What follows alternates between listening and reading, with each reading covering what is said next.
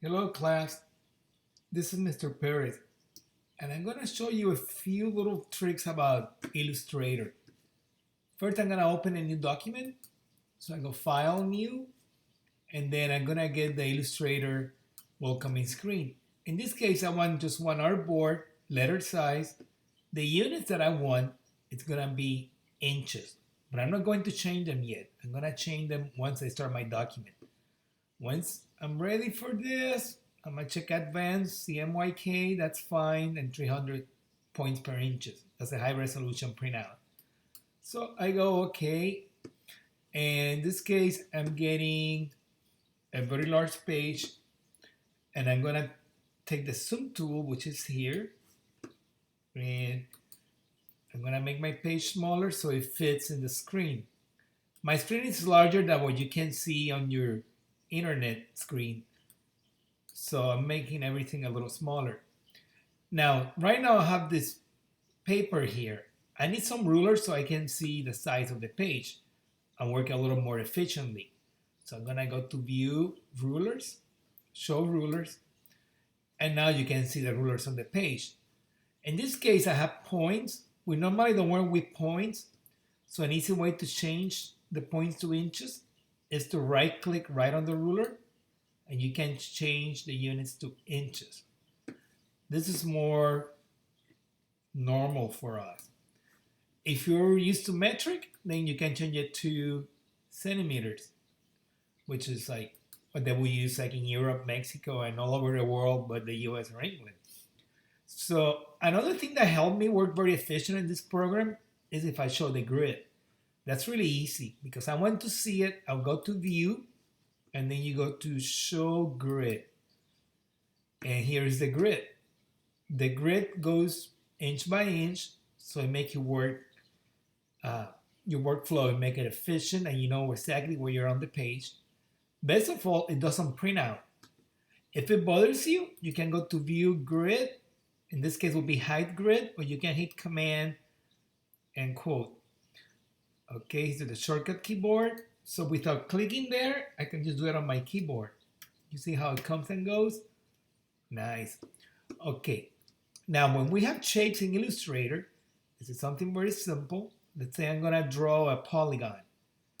To draw a polygon, all I do is take the polygon tool. I can also pull them out by pulling the window shade like we've done before. I double click. It asks me how many sides I want on my polygon. This time I want 3 because I'm gonna make a triangle. 3. Okay, it's a white polygon. That means it's a white triangle with a black edge. I could double click here, change the color of that triangle.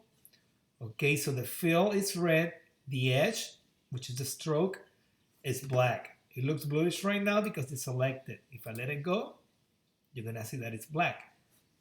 You can see it better if I zoom in here. Now you can clearly see that. Now this edge here is what we call the stroke. I can select it and I can make it thicker. I'm gonna make it 3 points. I can also go here. I can click on the stroke. It comes up, and I can also change the hue. Now I made it blue or green. Okay, while the black arrow allows me to change the full polygon, the white arrow is going to allow me to edit 1 point in the polygon. So I'm gonna bring my menu here. I'm gonna go to the white arrow, which is direct selection, and I'm gonna click on that particular point. Notice that it's already selected, so I only have to do 1 click. Now it's selected, and oh, I didn't grab it right. There we go. And now I can do funky changes to it. I'm gonna zoom out a little bit so you get to see what am I doing here. So I can click on that particular side and change it as I please. Very convenient. Right now I have 1 polygon. Well, I'm gonna put another one on top. This time I'm going to double click again. I'm gonna make one with 10 sides.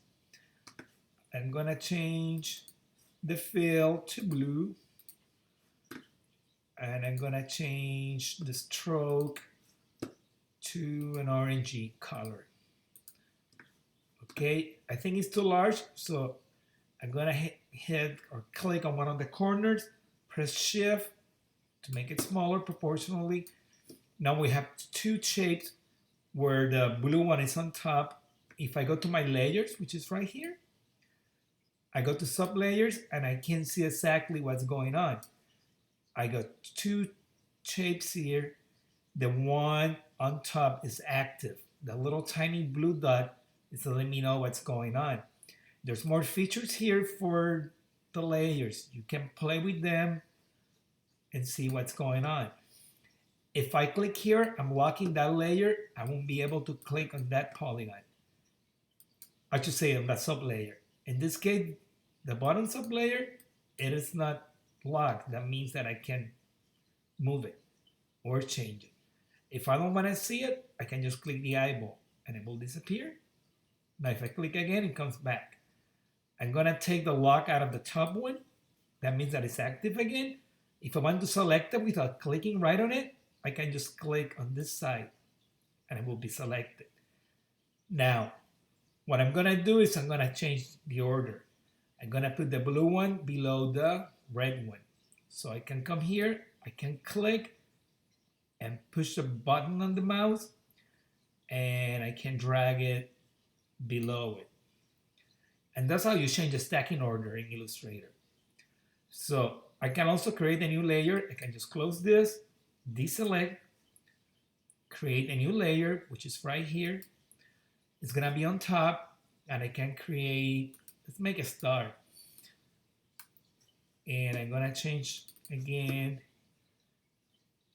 the hue to kind of like a star color. And you see, now it's living on top of the other two. Now, if I go right here to the layers and I take this whole layer, I can move it below it.